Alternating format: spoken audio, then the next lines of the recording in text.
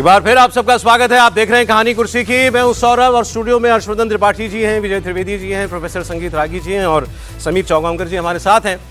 ईंधन बचाने के लिए जो अपील मोदी जी ने की, अब उसका असर दिखाई दे रहा है और खासकर सरकारों में दिखाई दे रहा है। दिल्ली से लेकर राजस्थान और बिहार तक, यूपी से लेकर उत्तराखंड, मध्य प्रदेश, छत्तीसगढ़ तक, सब जगह मुख्यमंत्री, मंत्री पहल कर रहे हैं गाड़ियां छोड़ने की। अब ये देखिए दिल्ली की खास तस्वीरें। मुख्यमंत्री रेखा गुप्ता जो हैं वो खुद मेट्रो में चली। आज मेट्रो मंडे मनाया जा रहा है दिल्ली सरकार के तहत में।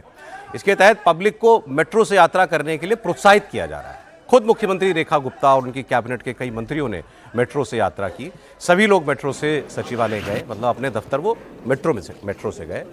आज दिल्ली के सभी अधिकारी भी इस मुहिम में शामिल हैं। सभी कारपूल कर रहे हैं और पब्लिक ट्रांसपोर्ट का इस्तेमाल करके अपने अपने दफ्तर जा रहे हैं। दिल्ली पुलिस भी इस मुहिम में शामिल हो गई है। दिल्ली के पुलिस कमिश्नर ने एक मेमोरेंडम जारी किया है जिसमें कहा गया है कि सारे पुलिस अफसरों को कम से कम वाहनों का इस्तेमाल करने का निर्देश दिया गया है।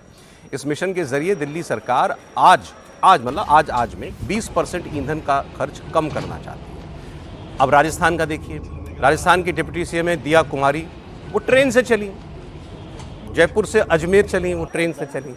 उनका भी यही था कि भाई लोग पब्लिक ट्रांसपोर्ट से जाएं। अब जयपुर अजमेर कोई बहुत ज़्यादा फासला नहीं है, इसलिए लोग ज़्यादा गाड़ी लेके चलते हैं। 120 किलोमीटर वही कहना था कि भाई ट्रेन से चले। अब अच्छा, दिया कुमारी जी को जब मैं देखता हूँ इनके लिए तो मुझे खास पर लगता है इनको आदत कहाँ है इन सब चीज़ों की।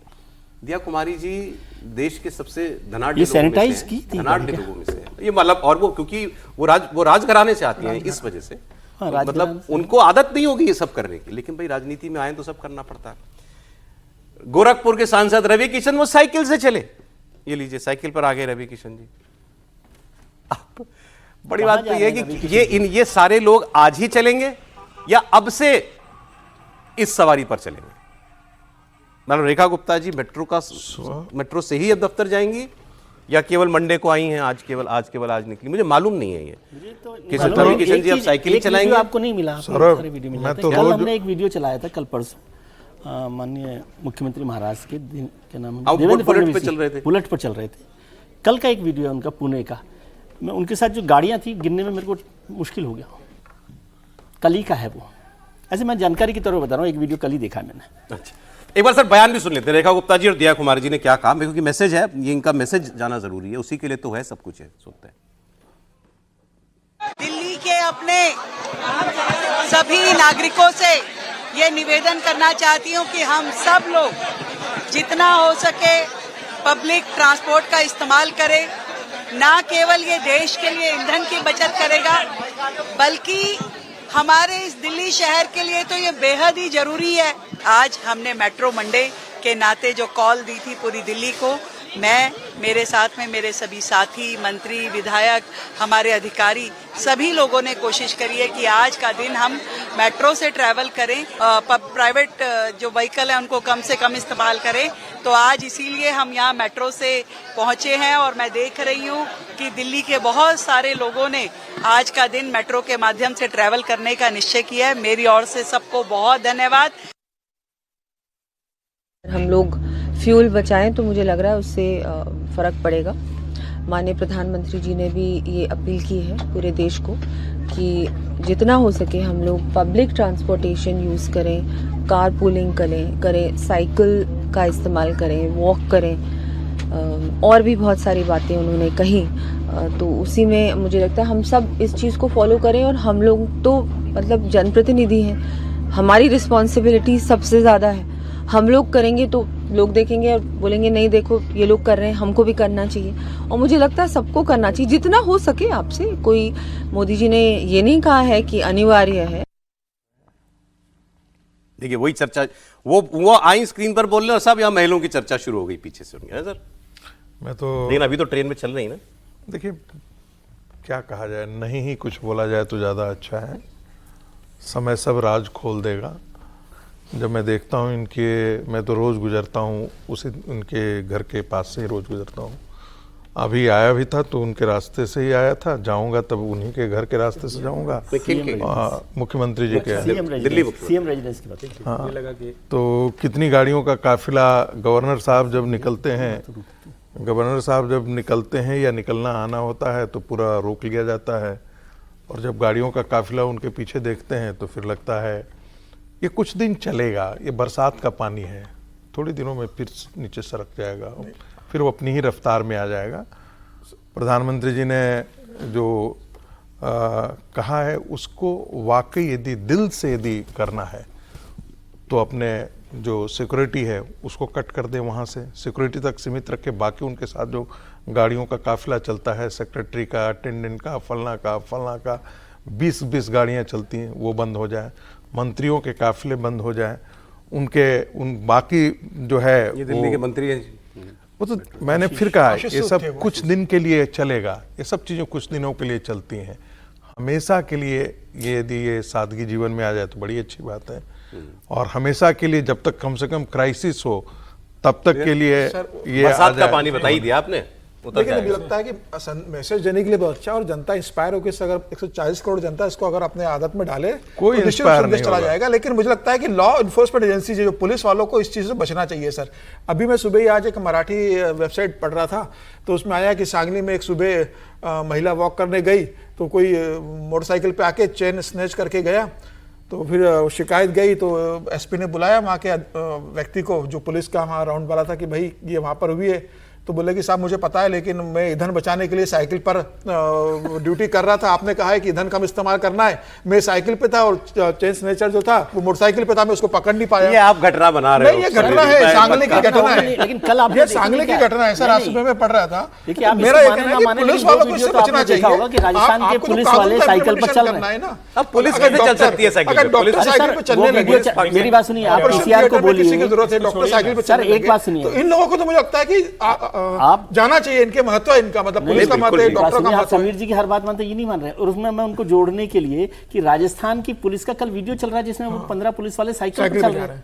नहीं, लेकिन ये प्रश्न तो कुछ इंस्टेंसर मोटरसाइकिल पे आएगा तो पुलिस साइकिल पे होगी। सबसे बड़ा प्रश्न तो ये है कि ये रवि किशन जी के पीछे जो क्यों जा सफेद रहे टी शर्ट पहने हुए थे इतने साइकिल वाले, ये कहाँ के लिए जा रहे हैं? यही मैं पूछ रहा हूँ कि रवि किशन जी कहाँ जा रहे हैं? भाई मान लीजिए हमें साइकिल से कहीं जाना है तब तो हमारे साथ 20 लोग भी साइकिल पे जाएंगे। भाई वीडियो बनाना भी काम था ना, निकले थे। अरे तो एक आगे आगे वीडियो बना लेता है, ये कौन लोग हैं जो चले जा रहे हैं? भाई तमाशा है क्या? रवि किशन जी कहाँ जा रहे हैं? मैं मतलब रवि सीरियस नोट, क्या प्रॉब्लम है? नहीं, वो सांसद है, वो एक मैसेजिंग के लिए अपने साथ कुछ नौजवानों को लेकर चले आइए। सब बहुत गंभीर समय है, इसका मतलब आप प्राइम मिनिस्टर के कृपा मैसेज को सीरियसली नहीं ले रहे। मैं इसको गंभीरता से लीजिए। प्रधानमंत्री अगर कह रहे हैं कि अगर यही हालात रहे, गड़बड़ हुई तो हमने जो 10 सालों में किया वो सब रिवर्स हो जाएगा, ये सामान्य स्थिति नहीं है। और ये स्थिति कोई हमारी नहीं है कि कोई भारत की स्थिति है हम चलो एक निकलेंगे या करेंगे, ये दुनिया की स्थिति है। इस समय जिसको जो कर सकते हैं वो करिए, लेकिन जब आप तमाशा करते हैं, कहेंगे हम मेट्रो में जाएंगे और मेट्रो का पूरा डिब्बा आपने कर लिया, पता चला जितना जो होना था वो और आम आदमी बेचारा वो परेशान हो गया। आप मुख्यमंत्री होकर मेट्रो से चलने लगे, पूरा मेट्रो थोड़ी देर के लिए पुलिस वाले आ गए, धक्का वक्का मार दिया, जनता को उसमें मुश्किल होने लगी। देखिए आप तो साइकिल से चलने लगे, कोई दिक्कत नहीं, लेकिन साइकिल पे 20 लोग अगर चल रहे हैं तो किसका नुकसान है? ये बहुत गंभीर संदेश है। हर किसी को तेल बचाना ही चाहिए, जहां संभव हो गाड़ी के अलावा कोई विकल्प हट जाइए, लेकिन तमाशा मत। कुछ ऐसा क्या है, आप थोड़ा ज्यादा नाराज हो गए। मैं कह रहा हूं एक तो प्रधानमंत्री ने कह दिया तो उनकी भी नौकरी है ना सबकी, उनको अपने पे अमल करके दिखाना है। नौकरी बचाओ मिशन है। दूसरा, नेता है थोड़ी बहुत मैसेजिंग करते ही हैं। मैं एक बात कहना ये चाह रहा था, जनता तो पब्लिक ट्रांसपोर्ट पर ही चलती है, आम जनता पब्लिक ट्रांसपोर्ट पर ही चलती है। 60 लाख लोग दिल्ली में मेट्रो पर चल रहे हैं। मेट्रो में पैर रखने की जगह नहीं होती ऑफिस आवर्स में। मुंबई में चले जाइए तो वहां जो लोग बसों में भी खड़े होकर के आपको सारी बसों में आदमी खड़े हुए दिखाई एक बात ऐसा नहीं कि सारा हर आदमी को कुर्सी चार्टर्ड फ्लाइट से जो चलते हैं, ऑटो में चल रहे हैं। हाँ, चार्टर्ड फ्लाइट से जो चलते हैं, बिजनेस क्लास में चलते हैं, यदि 3 दिन तक फोटो सेशन करा लेंगे साइकिल पर बैठ करके या किसी चीज पर बैठ करके, क्या प्रधानमंत्री के मैसेज का ये मजाक नहीं है? ठीक है सर, मैं कह रहा हूं अब मैं इसको बहुत, प्रधानमंत्री जी ने जो मैसेज दिया है वो बहुत मूविंग मैसेज। प्रॉब्लम है प्राइवेट व्हीकल्स। आप प्राइवेट व्हीकल के यूज को कर्टेल करने के लिए आपको कुछ निर्देश ही देने पड़ेंगे। हाँ, सीरियस नोट पर सीरियस नोट पर आपको अगर दिल्ली के अंदर अगर बचाना है, आप ऑड इवन लगाओ, कुछ तो लगा लेते, आपको ऐसा कुछ करना पड़ेगा। अपने आप लोग नहीं छोड़ सकते। मैं फिर कह रहा हूं, तमाशे बंद करके अगर सीरियसनेस से नेता लोग ये करें तो उसका इंपैक्ट होता है, नेता को लोग देखते हैं, उसका प्रभाव पड़ता है। लेकिन जब तमाशा होता है, और मैं ये नहीं कहूं, हो सकता है कई लोग अच्छी मंशा से मनोहर पर्रिकर स्कूटर पे जाते थे ना, बता करके जाते थे क्या कि हम बता कर गोवा थोड़ा दूसरी तरह चले सर आगे बढ़ते मुझे लगा नहीं था आप लोग सभी जॉर्ज फर्नांडिस अपने दरवाजे खोल करके रखते थे। मैं ये कह रहा हूं कि एक तो मंत्री जी लोगों को, बड़े लोगों को इतना करना ही नहीं चाहिए। आप अपनी एक गाड़ी और एक सिक्योरिटी लेकर चलिए, बिल्कुल, आपको उसके लिए एक गाड़ी से कोई दिक्कत नहीं। 2 गाड़ी ले लीजिए, एक आगे सिक्योरिटी के लिए हो, एक पीछे हो, उसके कॉन्वॉय में। अच्छा सर, चलिए आगे बढ़ते हैं। प्रधानमंत्री यही रेगुलर कर दीजिए। प्रधानमंत्री मोदी विदेश यात्रा पर हैं, कई देशों को एक साथ कवर कर रहे हैं। वो यूएई पहला पड़ाव था, फिर नेदरलैंड्स, स्वीडन में भी प्रधानमंत्री मोदी का खूब स्वागत हुआ है। ये देखिए आप, शानदार स्वागत हुआ, वहां भी अहम करार हुए हैं। मिडिल ईस्ट से लेकर यूरोप तक प्रधानमंत्री नरेंद्र मोदी का ये दौरा कामयाबी के साथ चल रहा है। ये नॉर्वे के विजुअल हैं, नॉर्वे की तस्वीरें इस वक्त आप देख रहे हैं। सांस्कृतिक कार्यक्रम से स्वागत किया जा रहा है उनका। ये लाइव तस्वीरें आ रही है नॉर्वे की राजधानी ओस्लो की। थोड़ी देर के बाद प्रधानमंत्री, नॉर्वे के प्रधानमंत्री जोनास गेहर स्टोर के साथ द्विपक्षीय बातचीत शुरू करेंगे। कल तीसरे भारत नॉर्डिक शिखर सम्मेलन में प्रधानमंत्री मोदी शिरकत करेंगे, जहां 40 साल बाद गए सर जी, 43 साल के बाद इस नॉर्डिक कंट्रीज के दौरे पर। अच्छा, तो उस शिखर सम्मेलन में मोदी जी के साथ 6 देशों के प्रधानमंत्री मौजूद होंगे। नॉर्वे, डेनमार्क, फिनलैंड, आइसलैंड और स्वीडन के प्रधानमंत्री वहां पर मौजूद होंगे। और कल स्वीडन में प्रधानमंत्री मोदी को वहां का सर्वोच्च नागरिक सम्मान भी दिया गया था, रॉयल ऑर्डर ऑफ पोलर, ये सम्मान उनको दिया गया था। अब वो नॉर्वे में है और 15 मई से विदेश यात्रा पर। भारतीय समुदाय के लोगों से देखिए वहां उनकी मुलाकात हो रही है। नॉर्वे से लाइव तस्वीरें इस वक्त आ रही हैं। ये अच्छा किया समीर जी ने बताया, ये रीजन मतलब मोदी जी ने भी कवर नहीं किया था। 43 साल के बाद कोई भारत का पहला प्रधानमंत्री गया है, 4 दशक के बाद। अच्छा, एक चीज हमसे छूट गई, प्रधानमंत्री ने ही इसको परसों इनफैक्ट रात को 10:30 बजे एक पोस्ट उन्होंने किया था कि strengthening cooperation in futuristic sector, इसकी बड़ी चर्चा हो रही है। Prime Minister Rob Jetten and I witnessed the signing of MOU between Tata and ASML for advancing the semiconductor and manufacturing ecosystem in India. ASML will support the setting up and scaling of Tata Electronics upcoming semiconductor facility in Dholera, Gujarat. फिर मैंने ASML देखा जाके तो पता लगा ये तो भाई मतलब बॉस टाइप कंपनी है, ये तो इस अपने सेक्टर में, अपने सेक्टर की बहुत बड़ी कंपनी है। और ये उन्होंने जो लिखा है ये मतलब केवल एक फैक्ट्री या एक फैसिलिटी को बनाने में हेल्प करने के लिए नहीं, ये सेमीकंडक्टर मैन्युफैक्चरिंग इकोसिस्टम की ओवरऑल एडवांसमेंट में ये कंपनी बहुत बड़ी कंपनी है, ये मदद करेगी। त्रिपाठी जी कोई खास बात है? नहीं, निश्चित तौर पर बड़ी बात है। और देखिए, इन देशों को तकनीक के लिहाज से बड़ा महत्वपूर्ण माना जाता है। बहुत एक तरह से कहें छोटे देश हैं, लेकिन इनकी जो अपनी तकनीक में एक तरह से महारत है वो बहुत अच्छी है। ये टाटा के साथ, चूंकि टाटा पहले भी सेमीकंडक्टर में आ चुका है, वो इनके साथ समझौता करेगा। जिस इकोसिस्टम की बात हो रही है, क्योंकि हम अभी, आपको याद होगा अश्विनी वैष्णव जी ने वो सबसे पहला फैब से वो चिप निकल कर आया था, तो कई लोगों ने कहा कि ये तो पुराना वाला है, ये तो पहले वाले कंप्यूटर में उस सब में लगेगा, आजकल तो बड़ा छोटा सा होता है वो, मतलब जिसको कहेंगे नाखून बराबर वो चिप होता है उसमें, तो वो कैसे होगा। लेकिन उसका प्रोसेस होता है। तो जिस इकोसिस्टम की हम बात कर रहे हैं उसको मजबूत करने में, उस चिप को बनाने में इस तरह के समझौते एक तरह से कहेंगे मददगार होंगे। दूसरा एक और काम हुआ है, वो शहर का नाम मैं नहीं ले पा रहा हूं क्योंकि थोड़ा कठिन नाम है तो भूल गया वो। वहां पर जो उन्होंने समुद्र के खारे पानी को मीठे पानी में तब्दील किया है, जिसकी जो कल्पसार योजना है जो गुजरात में, वो करने की। तो एक तरह से सेमीकंडक्टर के मामले में, और दूसरा जो पानी के मामले में, पानी का संकट है, और जो जब समुद्र होता है तो वहां से बाढ़ भी आती है, पानी नहीं होता है तो पानी होता है, तो दोनों लिहाज से बहुत महत्वपूर्ण है। और विदेश मंत्रालय ने बाकायदा ये बताया है कि प्रधानमंत्री की इस यात्रा से क्या कुछ है जो इसमें हम हासिल करने जा रहे हैं। क्योंकि बहुत ज्यादा मतलब उस लिहाज से ये देश कभी वैसे चर्चा में नहीं रहते, विवादों में भी नहीं रहते हैं। तकनीक की वजह से सेमीकंडक्टर पे भारत बहुत लगातार तेजी से काम एक उसमें सर जोड़ दूं, वही मैं खोज रहा था, तो आर्टिफिशियल इंटेलिजेंस, 6G, 5G पे हम लोग काम कर रहे हैं, 6G, quantum computing, sustainable mining, critical mineral, space और लाइफ साइंसेज अगर इसका बाई प्रोडक्ट कहें तो क्या है, जो हम आजकल बहुत बात कर रहे हैं, तो battery, energy storage, energy transmission, smart grid technology और स्मार्ट सिटी, तो उन सब के लिहाज से बड़ा महत्वपूर्ण। एक खबर में और पढ़ रहा था कि कोई बहुत मेजर मतलब one of its kind oil exploration भी शुरू हो रही है, मतलब हमारे सारे समुद्री तट उसमें शामिल कर लिए गए हैं, अरेबियन सी वाला भी और बे ऑफ बंगाल भी और सब कुछ।